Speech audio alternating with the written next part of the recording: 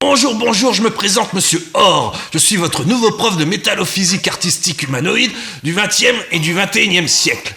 Nous allons aujourd'hui étudier un cas particulier qu'on nomme tout simplement la porte-nawak métaphilo-cinéphilique chiantique.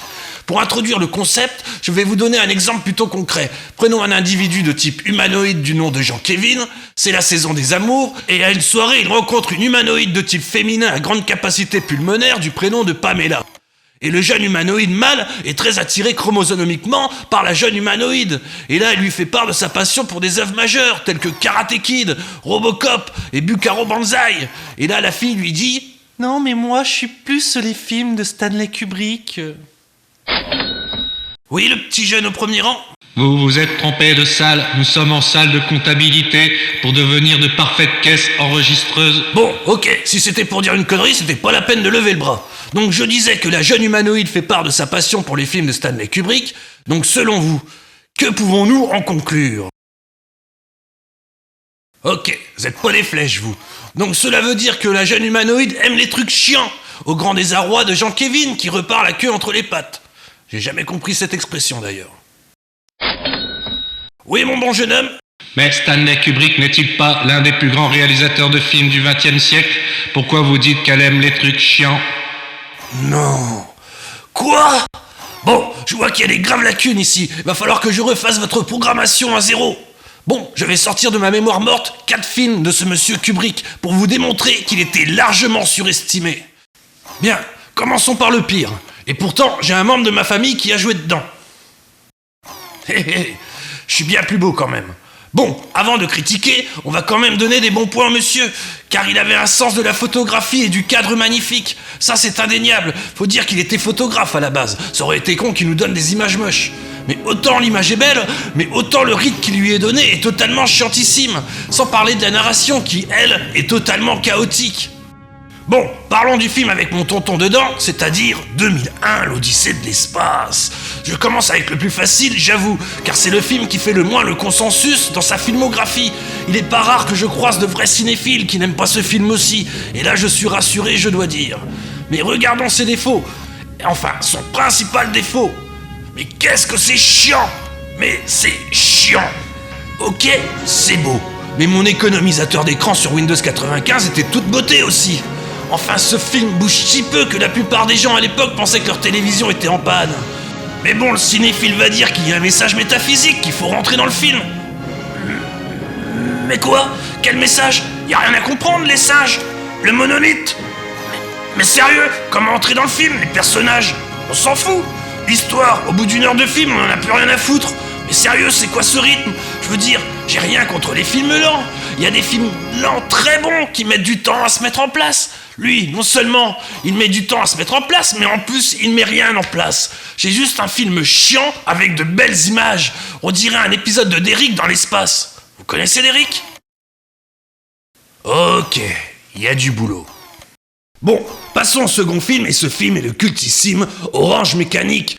Un film que ma carte mère trouve largement surestimé. Déjà, on peut placer une petite remarque sur le jeu limité des acteurs, car hormis Caligula McDowell, faut avouer que ça joue mal, ça cabotine pas mal et c'est quasiment sans saveur. C'est outrancier, pas naturel, trop théâtral.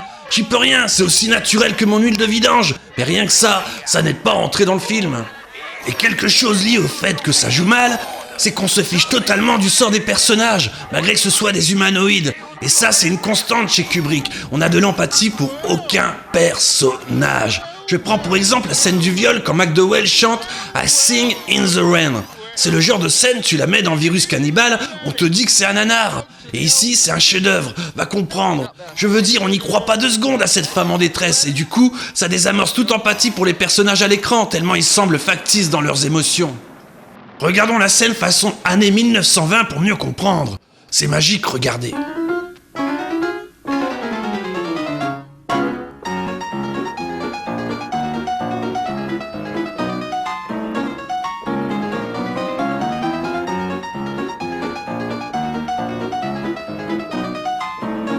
Ah là, c'est mieux.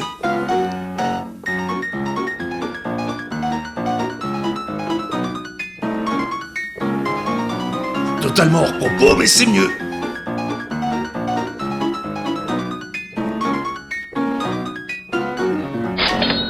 Oui, mon petit bonhomme. Est-ce qu'il ne faudrait pas remettre le film dans le contexte de sa sortie? Faut savoir que 2 semaines après, Orange Mécanique est sorti Les Chiens de Paille de Sam Peckinpah. Alors on me la fait pas. Et le souci de Kubrick est que les personnages sont vides. On se moque de leur sort. Bon, ok, nous sommes des robots et on s'en fout des humains. Mais en tant qu'archéologue de l'artistique humanoïde, j'aimerais voir autre chose que des personnages fades et idiots. Je parlerai même pas des décors du film, mais moi ça me fait penser à du Ikea années 1970-1971. Ça a pas dû durer plus de 2 ans ce style de déco dégueu. Enfin, moi je suis sûr qu'à la sortie du film, c'était déjà kitsch et esthétique. Et sur le plan scénaristique, je parlerai pas non plus de la dernière partie du film où il rencontre par le plus grand des hasards toutes les personnes à qui il a fait du mal au cours du film, les unes après les autres, en l'espace d'une demi-heure. Il a vraiment pas de bol ce garçon. En gros, scénaristiquement, il se permettait des choses qu'on n'aurait pas pardonnées à un Bruno Mattei. Bon, le film suivant. Celui-là, il fait pourtant l'unanimité chez les fans de films d'horreur. Même chez ceux qui n'aiment pas le cinéaste. Mais moi, je ne l'aime pas aussi ce film. J'ai nommé Shining. Vous voulez avoir peur ?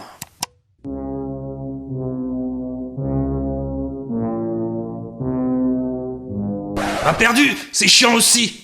Faut savoir que Rosemary's Baby et L'Exorciste étaient déjà réalisés bien avant.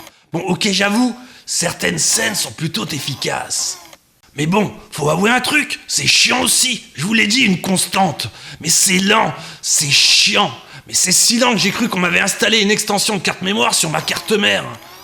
Bon, on va me vanter le jeu de Jack Nicholson.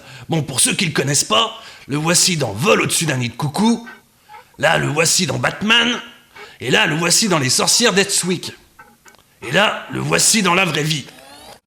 Et là, le voici dans Shining. Donc le mec est doué pour jouer les cinglés à la base. C'est un peu sa marque de fabrique au bonhomme. Donc à ce niveau-là, ça ne peut être que bon. Et c'est un bon point pour le film. C'est un peu comme si on demandait à Brad Pitt de jouer le beau gosse. C'est sûr que ça va marcher.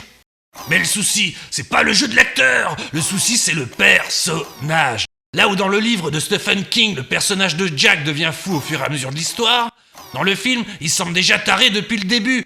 Alors vu la durée du film et de sa lenteur, il y avait largement la place de mettre des scènes d'exposition où on voit ce personnage sombrer peu à peu dans la folie au contact de l'hôtel, au lieu de nous mettre des scènes chiantes et molles sans intérêt. Franchement, ça tue un peu l'immersion dans l'histoire. Comment trouver crédible qu'une femme puisse aller seule avec son enfant, s'enfermer avec un fou au milieu de nulle part? Parlons aussi de la partenaire de Nicholson à l'écran.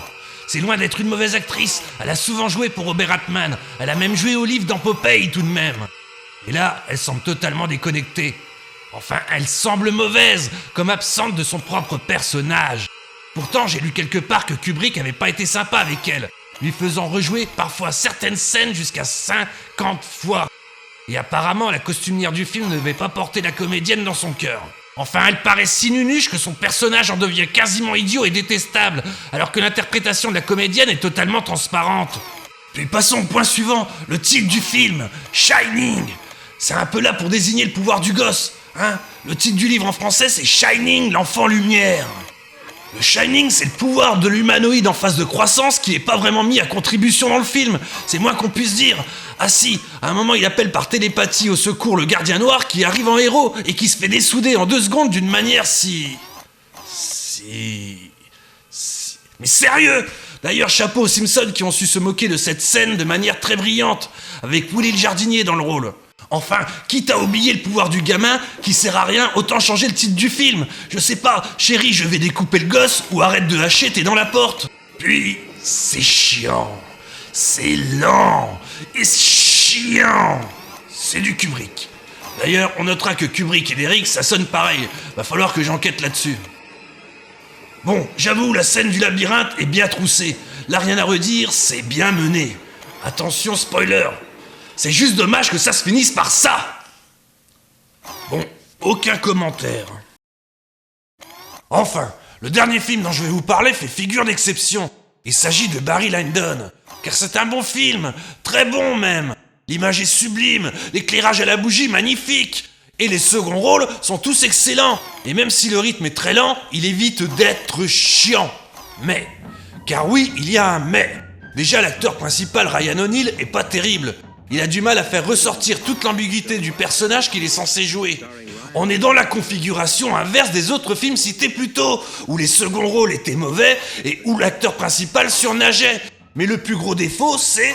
Mais pourquoi avoir mis un narrateur? Mais sérieux, il dessert le récit et l'immersion. Et en plus, non seulement il ne fait que décrire ce qui se passe à l'écran, mais en plus il vient nous dire ce qui va se passer à l'écran. Robot pas d'accord avait passé une bonne journée, avant de donner cours à cette classe qui n'était pas la sienne. C'est alors qu'il est parti dans une diatribe, dénonçant son aversion pour le cinéma de Stanley Kubrick, avant de dire au revoir à ses chers élèves. C'est quoi cette voix off? J'ai dit que c'était complètement débile. Bon, je reprends. C'est comme regarder un film avec un type qui nous spoile l'intrigue pendant le visionnage. C'est débile. Bref, sans cette voix off et dans une moindre mesure l'acteur principal, le film serait la perfection même. Bon, je vais rien dire de plus sur ce film, car je l'aime énormément. Et pour finir, je dirais que si Kubrick était un grand esthète au niveau de l'image, il a toujours eu des grosses lacunes en matière de narration. Et c'est dommage qu'il ait pas laissé le scénario à d'autres auteurs pour construire des histoires solides, bonnes et avec des personnages crédibles, comme Spartacus. C'est vraiment dommage. À trop vouloir travailler le visuel, il en a oublié que le cinéma, c'est pas seulement de l'image et du son, mais c'est aussi de la narration, de la construction et surtout une histoire. Ainsi qu'un tas d'autres choses, afin d'offrir aux spectateurs un divertissement agréable. C'est comme si tu racontais le meilleur conte du monde avec des mots très forts, et que tu en oubliais l'histoire en cours de route, et que tu t'attardes que sur la forme. Enfin voilà, c'est fini pour aujourd'hui. C'est pas qu'il se fait tard, mais je me fais chier. Alors je vous souhaite une bonne journée, et je vous dis à bientôt. Oh putain, on s'est bien fait chier aujourd'hui.